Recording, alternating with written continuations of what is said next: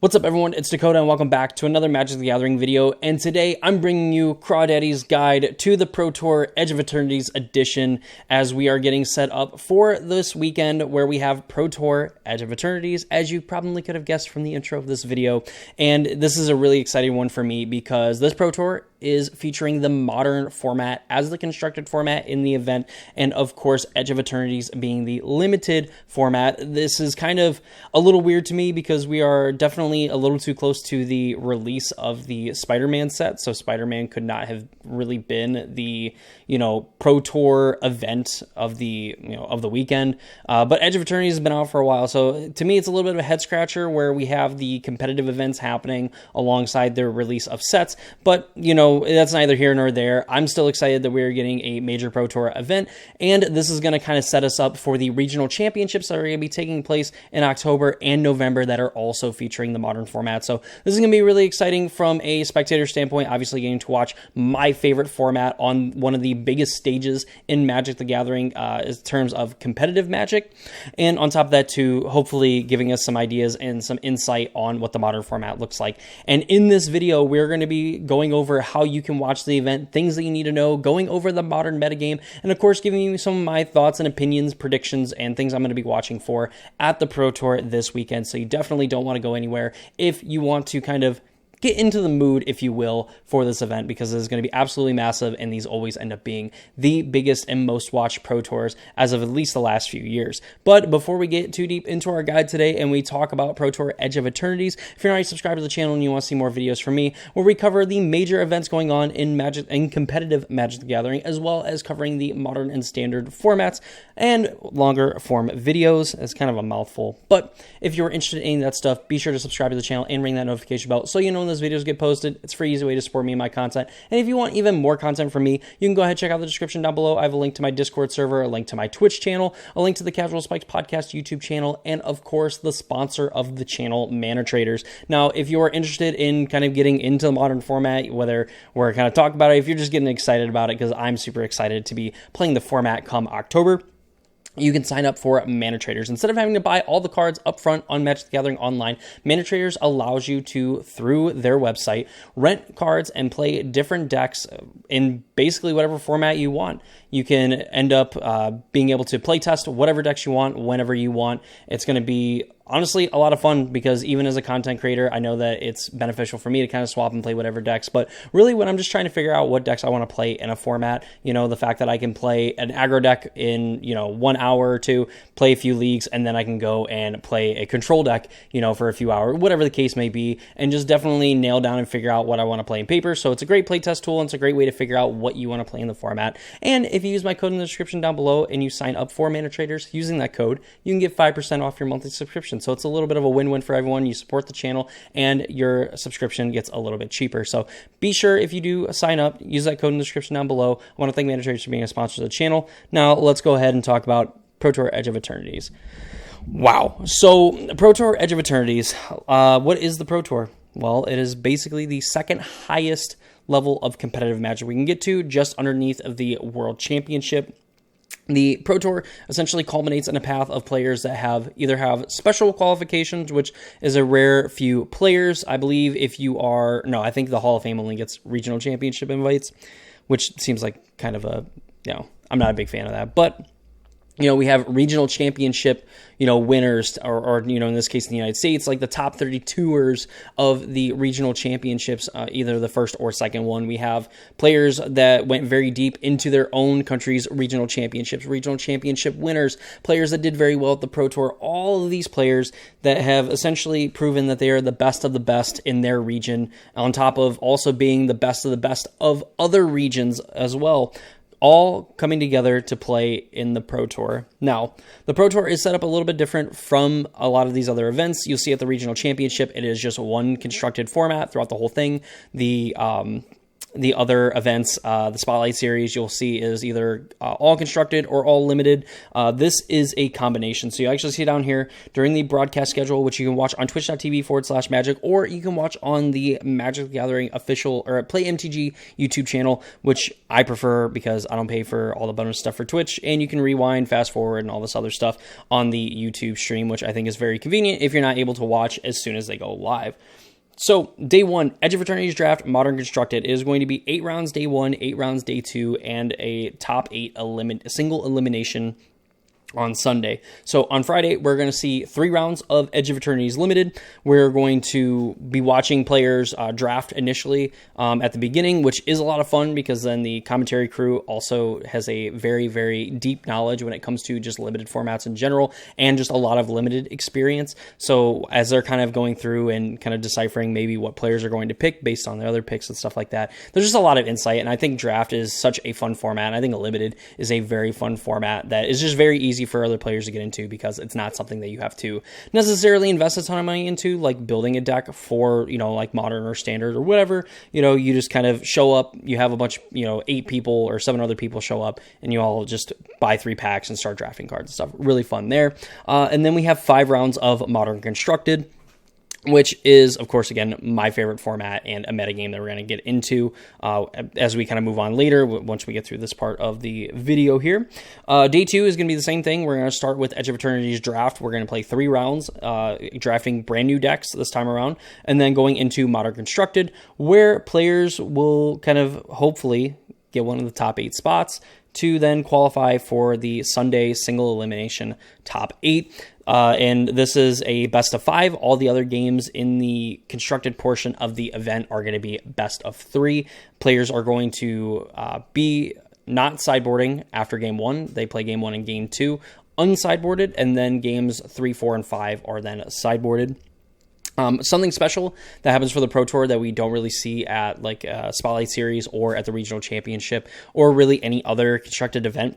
If players reach a certain threshold, which I believe is 36 match points, which is usually like 12 wins, if they get to 12, 13 wins, they actually automatically qualify for the elimination round. So there's a chance that we could see players at the very top of the leaderboard that just don't play games of Magic for the last 2-3 rounds of the day, which is absolutely massive. And I think kind of, shores up things a little. You're not like hoping that your opponents that you end up playing against are willing to take draws for then you just kind of skate into the top 8. You're just, your day's done. If you're the very first person to kind of get to that threshold, you're going to be the number 1 seed, regardless of there's somehow someone that ends up going and getting like 14 wins and kind of passing you in that way. It does reward you for being like 12-0, 12-1, whatever the case may be in the Pro Tour. So that is really nice there. But that is kind of the structure of the event.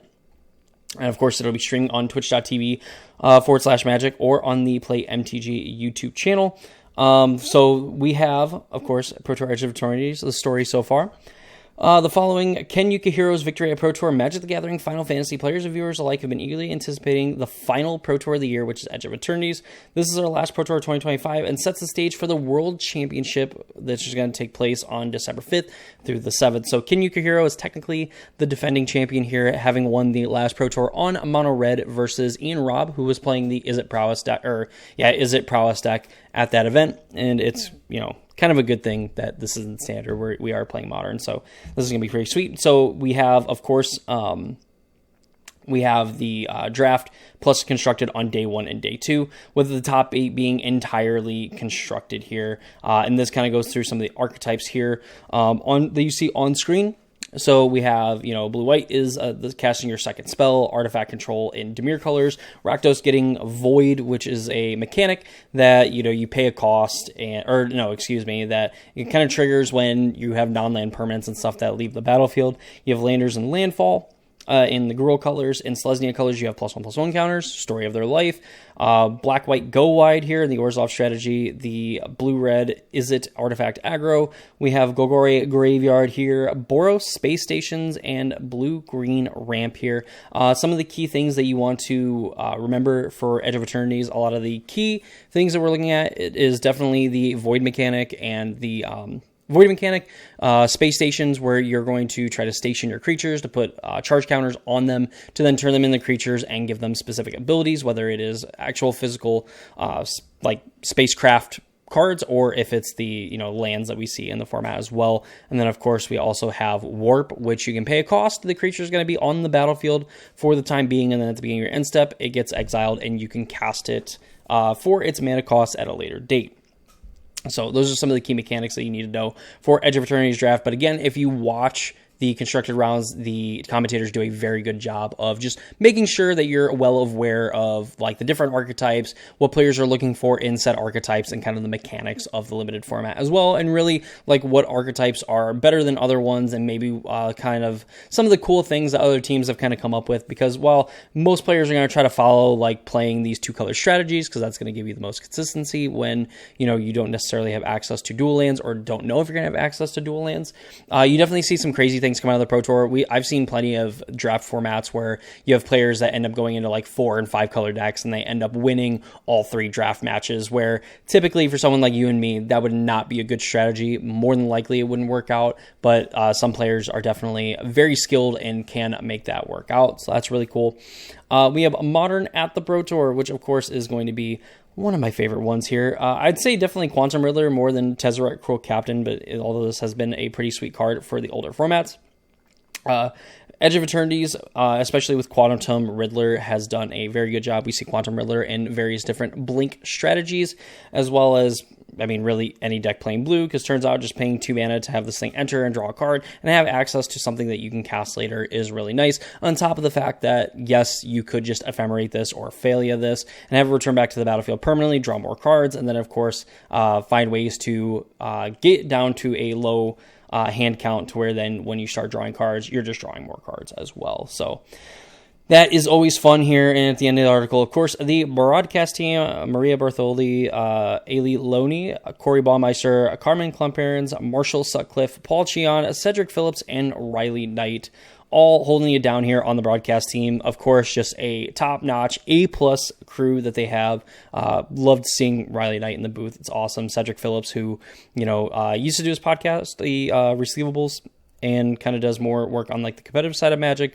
Good to see him back in the booth. You know, so just all these commentators are fantastic and are going to give you a very good insight of what you're going to be looking at and what you're going to be looking for when it comes to, you know, the actual constructed and limited rounds of the event, as well as just in general being very entertaining human beings. So the event is going to take place this Friday, coming up on September 26th.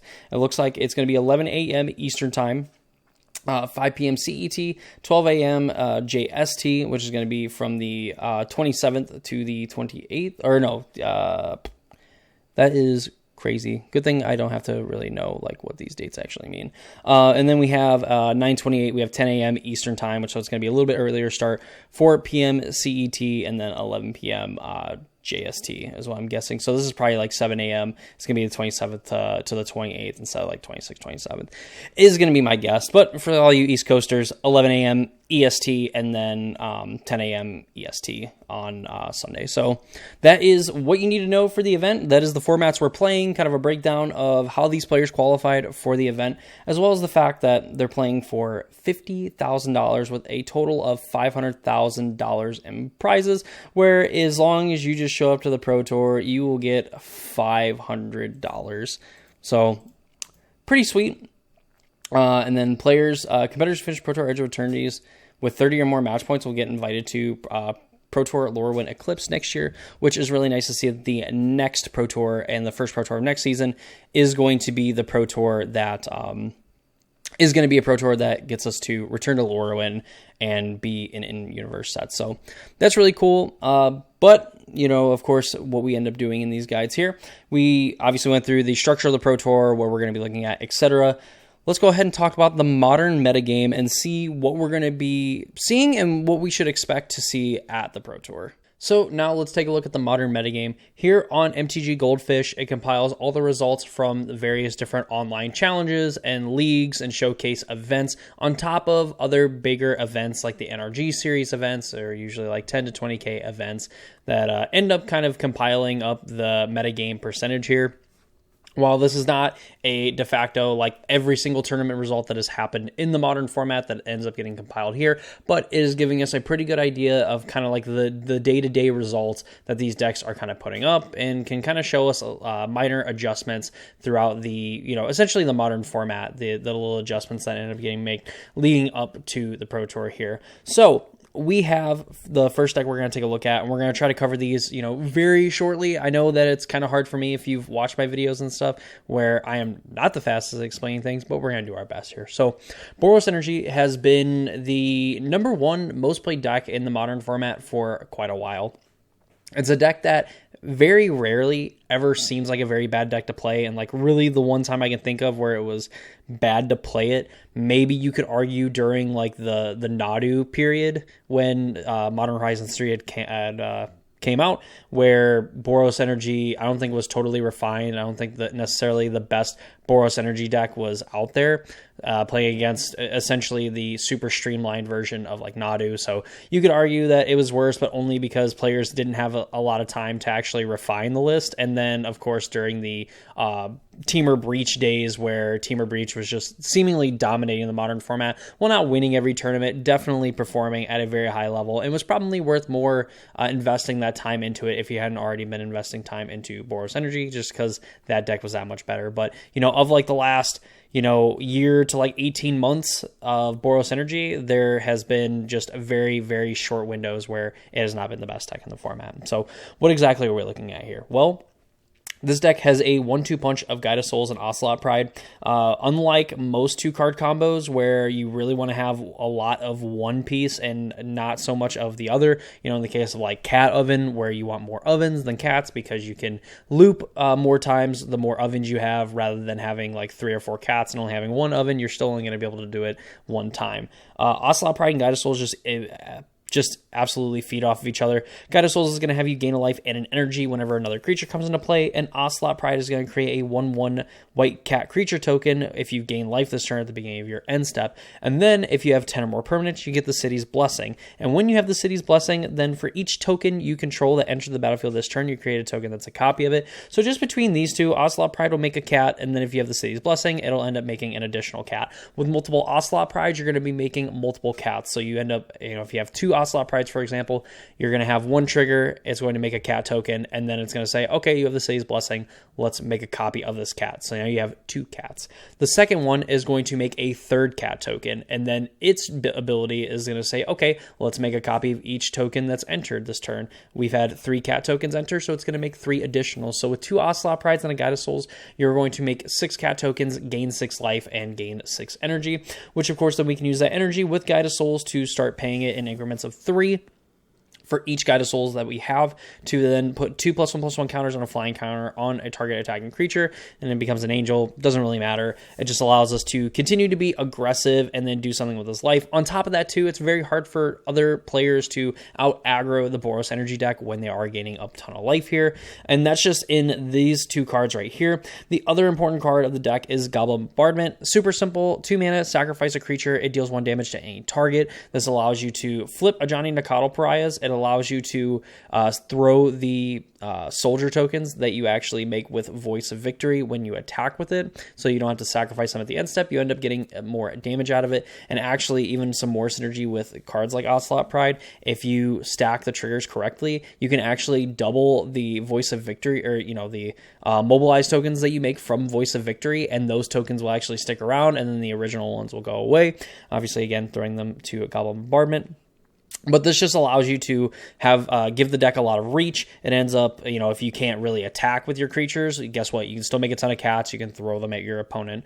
Or using it to, again, flip a Johnny Nakatl Pariahs is also a red permanent, so when you zero a Johnny, you make a cat token and dome your opponent for a ton of damage.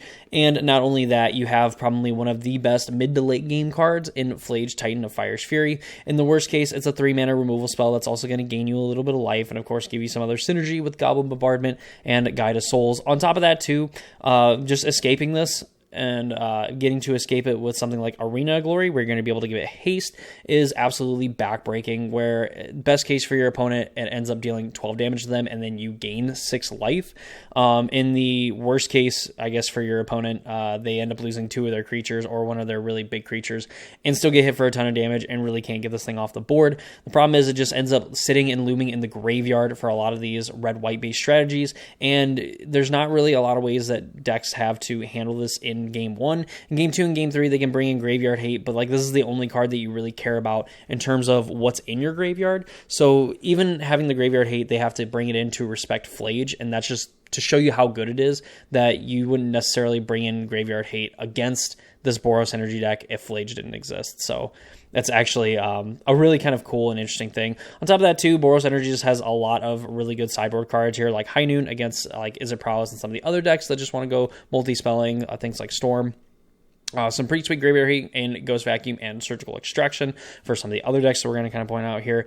And even getting to play their own Wrath of the Skies, which is usually really good against themselves, but with the rise of Affinity, which we will check out here in a little bit, this ends up being kind of a necessity. Between all the sideboard cards that it gets to play, the consistent mana base, and just some really powerful, hitters here in Guided Souls, Ocelot Pride, Ragavan, the formerly best creature in the format, still really good if you can end up snowballing it, just kind of adds to the amount of pressure that this can put on. It's a fair deck that has an unfair backup plan, and really just in all facets. Like, you need to control the board, but then you also need to kind of manage the graveyard because of Flage, and then you also need to, just kind of hope that they run out of gas and kind of stumble, and you hit the right pieces, because if you try to kill all their things, you're just going to end up being behind because they're just going to play more things, and if you don't kill the right things, well, then the game is going to be over for you very quickly. So, Boros Energy is probably always going to be the top deck in the format as long as there isn't a Modern Horizons 4. Get out of here, Dove. Next, we're going to take a look at Goryo's Vengeance. This is a deck that we actually looked at not too long ago on the channel, did a deck tech on it. Essentially, Esper Goryo's is a mix of the Esper Goryo's deck that we had seen, a few months ago that was actually doing well at some of the other, at the Spotlight Series event, and a mix of the Esper mid-range deck that we see doing a lot of blinking of some very powerful creatures in the format, like Overlord of the Baelmerk, which we'll kind of touch on a little bit later. But this deck combines both of those game plans by taking this card Goryo's Vengeance, which allows you to get a legendary creature card from your graveyard and put it onto the battlefield. It gives it haste, and then you exile at the beginning of the next end step, so you're bringing back probably the best reanimation target for this kind of card in Atraxa Grand Unifier, and of course Gristlebrand for all the old heads out there. And you get this in a relatively small package. There's only like 9 cards here. Of course, cards like Faithful Mending also kind of play into this, but you can reasonably play this in your mid-range deck by just getting rid of excess lands or other cards that you don't really need, in hopes of trying to find cards that are a little bit more useful. And you can flash it back for 3 mana, so it just always gives you something to do, and it gains you a little bit of life, which can be enough of a buffer to give you that extra turn or two that you need to find a Goryo's Vengeance and go off, or find some of your other mid-range cards and win the game that way. What makes this deck, again, super powerful is the fact that it has this kind of bridge to it, right? We have this small little reanimation package in the deck, but then we get to play cards like Quantum Riddler and Solitude with the combination of Ephemerate, which works very well with trying to keep our creatures around after we Goryo's Vengeance them, but then also allows us to double up on Quantum Riddler triggers. It also allows us to play Quantum Riddler for its warp cost, and then if we blink it, it doesn't get exiled at the beginning of the next end step, which is really nice. Solitude, and to a point, Subtlety, that not really going to come up with Subtlety too much, but more or less Solitude, that you can just pay its evoke cost by exiling a white card from your hand, exiling a creature an opponent controls, they're going to gain life, and then ephemerating it to essentially get a 2-for-2 on your opponent, well, I guess really like a 3-for-2 in your opponent's favor, but then you also just rebound the Ephemerate. Solitude again if you need to, and get rid of one of their creatures. You just definitely have a lot of options here where you're going to get so much more out of having a 3-2 around that got rid of 2 or 3 creatures than your opponent, being up on cards for the very short time there. We also see cards like Ketchermos the New Dawn and Psychic Frog. Psychic Frog is also that bridge between the mid-range and the Reanimator game plan, because you can discard cards and put counters on the Frog, meaning that you could discard Traxxas or Grizzlebrand to get it in the graveyard, and then also get a benefit of putting +1/+1 counters on the Frog. You can also exile cards from your graveyard to give it flying. You're going to ensure that you'll be able to get in for damage as well as drawing cards with the Psychic Frog. It's going to end up playing well with Ketchermos, because as you exile cards from your graveyard, you're going to be able to draw cards and then also enable Ketchermos to attack and block. There's also some scenarios where if you have multiple Quantum Riddlers out, you could discard to a low enough hand size to where when you start exiling cards from your graveyard, Ketchermos is going to make you lose life and draw a card, but then you could draw 2 or 3 cards depending on how many Quantum Riddlers that you have in play. And if you have at least 2 of them, you're going to draw 3 cards, getting up to 3 cards in hand, discard them, put 3 counters on your Frog, exile them, draw a card, lose life, and then eventually one-shot your opponent with Psychic Frog. On top of that, too, they have things like Force and Negation, which is free interaction on your opponent's turn for some of the unfair combo decks that are in the format. Cards like Prismatic Ending that are just very good all-around like removal spells to be playing. And can get rid of essentially any non-land permanent, and you can end up paying just 1 white and X equaling 0 to get rid of a 1, and so on. And you are able to make 4 colors in this deck because you do have a Hedge Maze in your deck to produce green mana, so you can make everything except for red mana in this deck. And that basically means that Prismatic Ending has the ability to remove basically any and all things that you would care about, minus something like opposing Quantum Riddlers and Solitudes. The mana base is pretty streamlined as well. You have a bunch of Surveil lands here, so you could just potentially spike in a Traxxas or a Grizzlebrand off the top of the library to enable a Goryo's Vengeance on your opponent's second turn of the game, since Goryo's Vengeance is an instant speed spell. You also get access to a lot of powerful sideboard cards. Again, Consign to Memory is kind of the go-to sideboard card for a lot of these blue decks. Wrath of Skies, again, and Pest Control as well. Also just being very well positioned against the Boros energy decks and against the other affinity style strategies that we see in the format, to Fairy Time Raveler to make it impossible for your control-ish opponents to actually interact with what you have going on, meaning that you're free to go for your Goryo's Vengeances on your turn and not have to worry about your Atraxa, Grizzlebrand, or Solitude, whatever the case may be, getting hit with a removal spell. When you go to ephemerate it, you're just going to get that instant value of getting to do so, and they're going to have to spend their mana on their turn to either deal with it or deal with the Teferi. We see Mystical Dispute and Subtlety as other ways of cheap interaction, some thoughts for a little bit of hand disruption, Nihil Spellbomb for some graveyard hate. This deck is great for the fact that it can interact freely with creature decks and other combo decks. It has a very powerful plan of just being able to reanimate an Atraxa and kind of give you that card selection so you can interact with your opponent a little bit easier and be able to use the, just resources that you have to be able to Force a Negation or Solitude your opponent's things. Also allows you to dig for things like Ephemerate, so you can keep your Traxxas around and ends up closing out games very quickly. Same thing with Grizzlebrand. You're going to end up drawing a ton of cards with Grizzlebrand, meaning that you're going to be able to sculpt your hand from 14 to 21 cards that you can then, essentially make the perfect 7-card hand and continue to do that every turn until your opponent ends up dying. And then, of course, Ketchermos, Psychic Frog, Quantum Riddler. We didn't even talk about Emperor Bones either, just also being a very solid card that can be graveyard hate, but then can also reanimate for the cost of 1 and a black to adapt it. Just making this into a 4/4 is just fine. Putting something else onto the battlefield. Then you can Ephemerate to then have it keep around. It will lose that finality counter, so it doesn't have to be sacrificed. And you could also just Ephemerate an Emperor Bones and get to redo its thing all over again and reanimate another creature. So there's a lot of cool things going on in this deck. It's really sweet. I know Randy has talked about playing this deck, my co-host on the Casual Spikes podcast, which you should definitely go and check out.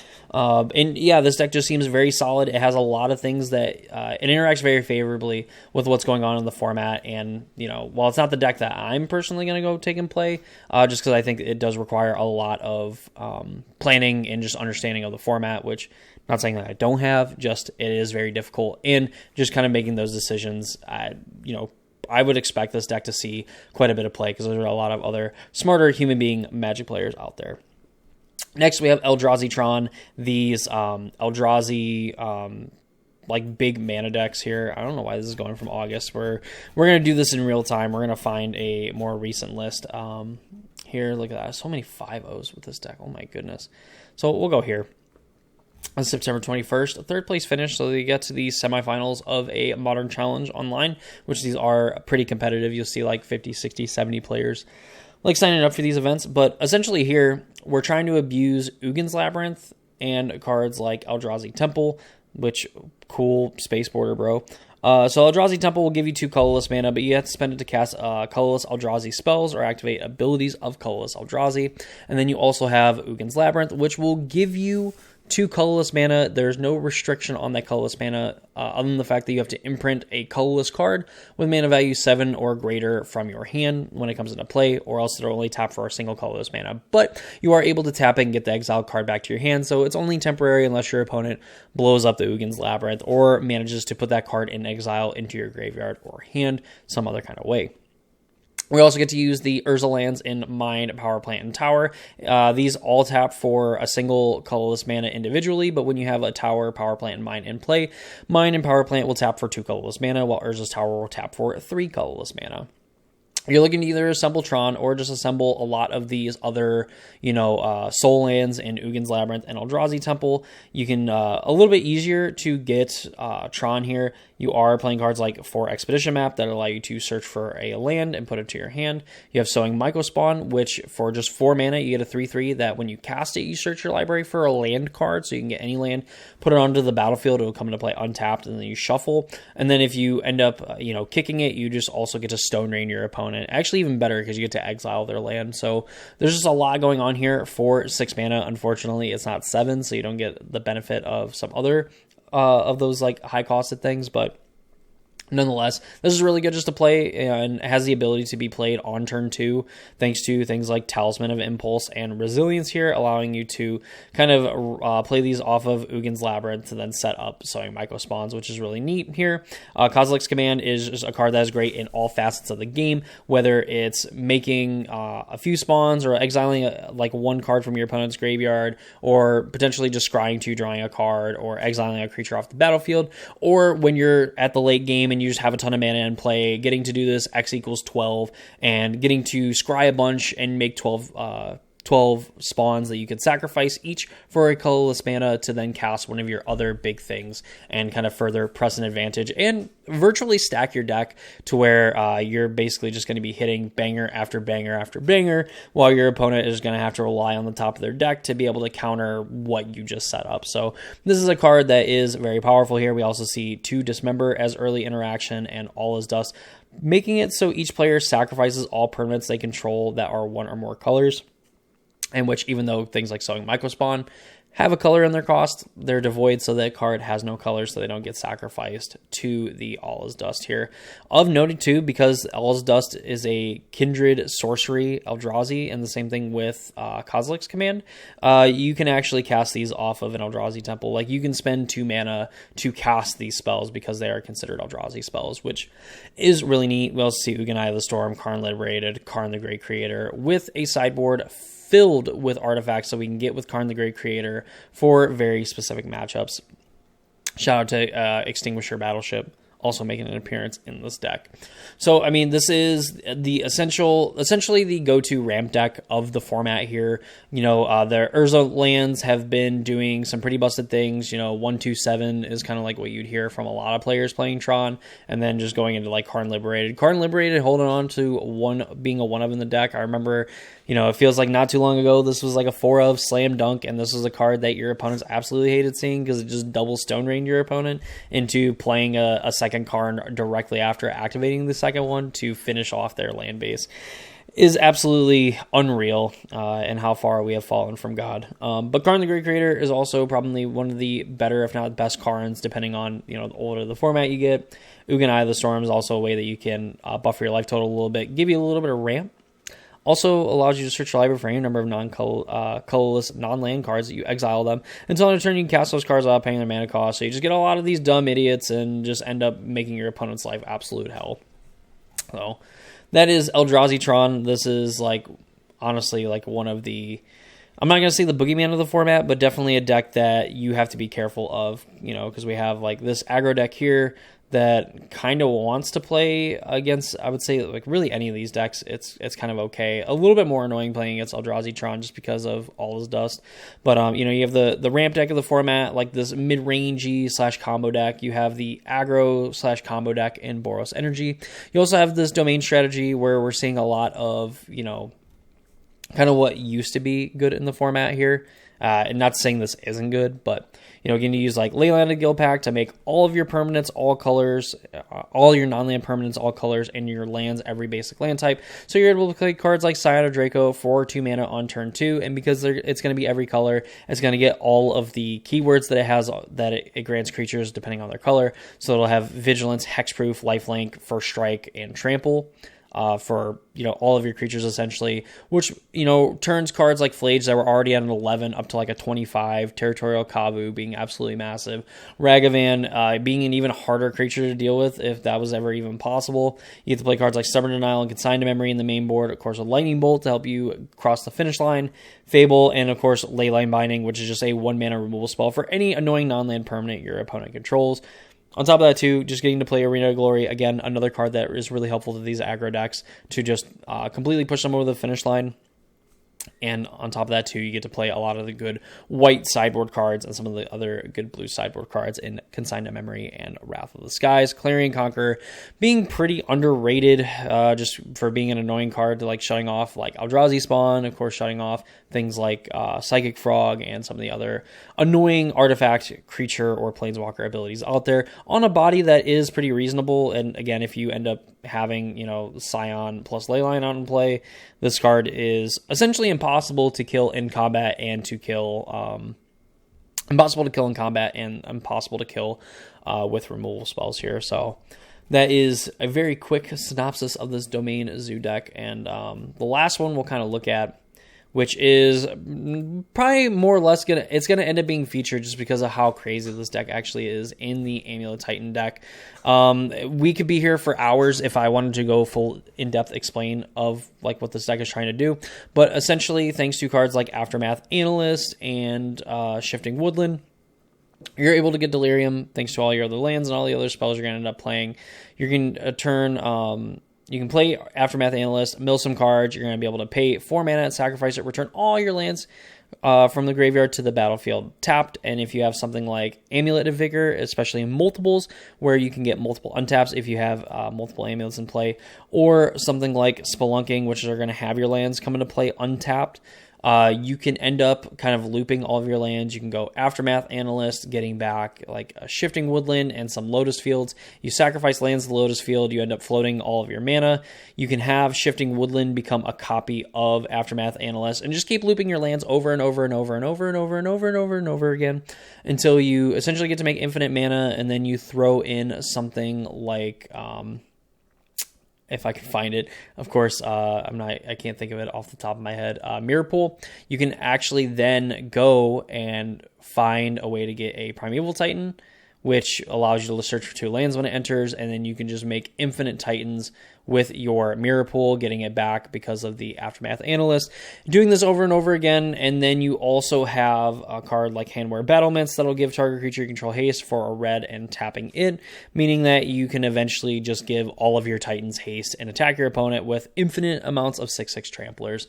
That is a very basic, bare bones. We did have a deck tech kind of covering what this Amulet Titan deck was able to do. This is an extremely difficult deck, but this is a deck that I guarantee you coverage will show off in one or multiple rounds, just because when it does its thing, it's absolutely crazy and it is pretty hard to keep track of, and borders on impossible to play online, especially if you're trying to figure out exactly what's going on.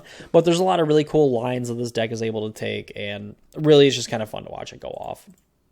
But it's kind of where we're going to go for like the in-depth explanations here. We have Affinity, Mox Opal is like a new, well, not really a new card. No, not this. Get out of here, Murktide. Affinity is just getting to play, these super crazy things. Thanks to Pinnacle Emissary coming out in Edge of Eternities, you can warp this for a blue or a red. Then whenever you cast an artifact spell, you make a 1/1 colorless drone. This actually, with the right set of draws, enables you to cast a Kappa Cannoneer on turn 1, which is going to end up being a 5/5. Word 4, might as well just say it has hexproof because there's almost no chance that you're going to be able to actually deal with a Kappa Cannoneer. And of course, with this improvise ability, you can tap your artifacts that you have in play to pay for 1 generic mana cost for the Kappa Cannoneer, essentially making it cost 1 blue with enough artifacts. And then as more artifacts enter the battlefield, or whenever this creature enters the battlefield, it gets a +1/+1 counter on it, and it can't be blocked, meaning that as long as you have an artifact to play every single turn, you're going to end up growing it, and it's going to be able to get in for massive amounts of damage. You're also going to play cards like Thought Monitor and Thoughtcast to just continue to kind of press the advantage and potentially go wide with Pinnacle Emissaries or multiple Pinnacle Emissaries, to make sure that, you know, you just have enough Thopters in play to kill your opponent. Of course, you get to play Mox Opal, which is one of the most broken boxes of all time, getting to tap for any color of mana as long as you control 3 or more artifacts. Super easy to do in a deck based around artifacts. Lava Spur Boots is like a way that you can give one of your creatures haste in conjunction with something like Urza Saga, where you're going to be able to search for everything except for Cranial Plating. Cranial Plating also being able to deal a ton of damage. Urza Saga being able to make giant constructs that you can then pair with Lava Spur Boots to then deal a ton of damage to your opponent. And of course, getting to play blue, so you get to play cards like Consign to Memory in the sideboard, as well as Pithing Needle that you can get off of your Urza Saga, some cheap interaction like Dismember and Force of Negation, plus Blood Moon in conjunction with Urza Saga. Depending on when you play the Blood Moon is going to depend on what abilities that the Urza Saga has. If you play it Blood Moon with an Urza Saga on Chapter 2, you can then have this ability to make a construct for 2 mana and tapping it, and be able to do that every single turn until the Blood Moon is off the battlefield. Ends up being super nice for you there, but this deck is absolutely insane. Its nut draws are super nutty and are really hard to beat, unless you're a deck that is trying to do some more equally unfair things.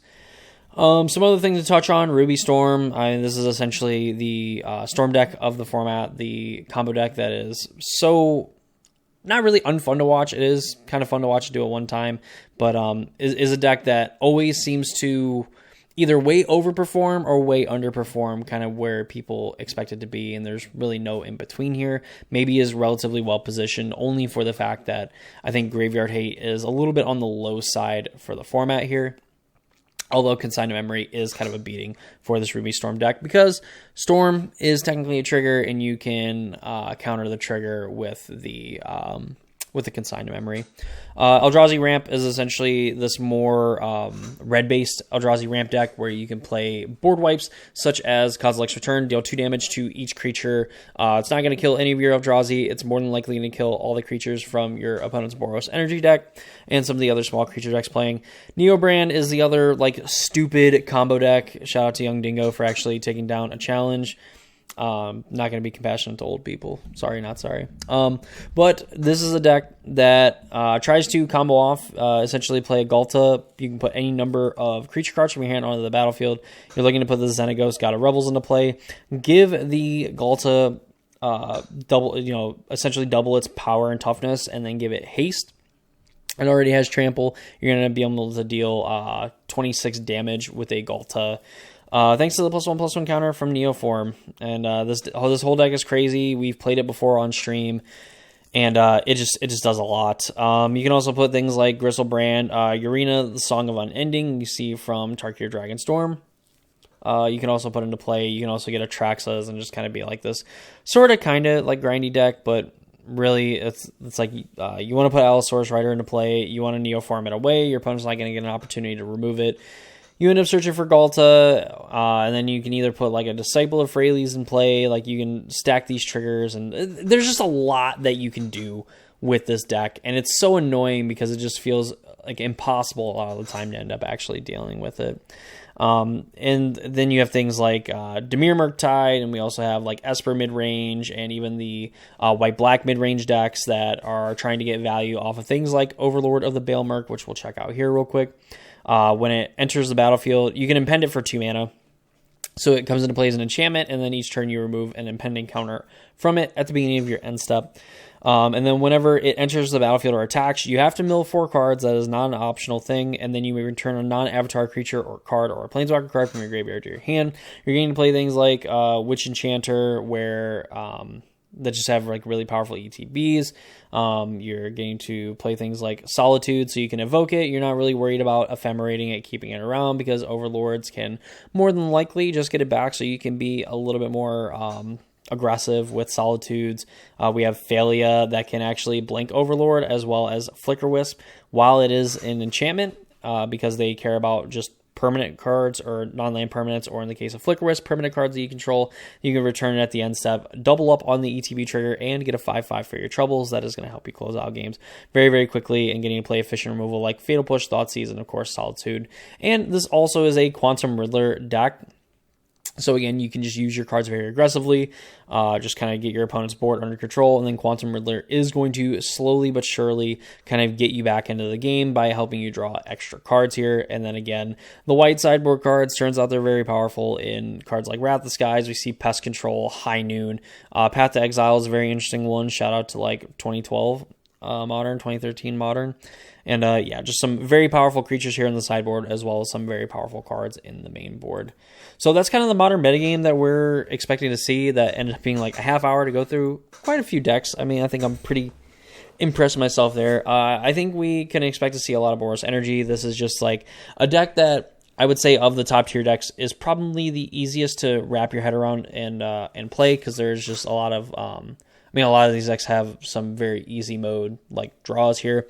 Belcher is a very interesting one that is usually ends up being really good when Boros Energy is around in the format, just because it can play a lot of free counter spells that Boros Energy kind of cares about, and has a combo that Boros Energy can't really interact with, because you're just able to kind of go off and deal as much damage as you need to your Belcher opponent on that turn of the game. But I would expect a lot of Boros Energy, Goryo's Vengeance, and Eldrazi Tron to show up, and we're probably going to see a smattering of these kind of Esper mid-range decks that didn't want to go into this Goryo's Vengeance plan. Affinity, just because that's kind of a, I would say like a pet staple of the Modern format. And of course, like Is It Prowess, the deck that I'm probably going to play the regional championship, where it's just a super incredibly aggressive deck that if your opponent puts the shields down, they can die out of nowhere. And even if they are able to put things in play to kind of stop you from going off, you have various different ways of, just playing through them and killing your opponent anyway. So a lot of cool things to look out here for. That's kind of like my expectation, is that Boros Energy is going to be one of the most played decks in the format, behind or ahead of like Goryo's Vengeance and Eldrazi Tron.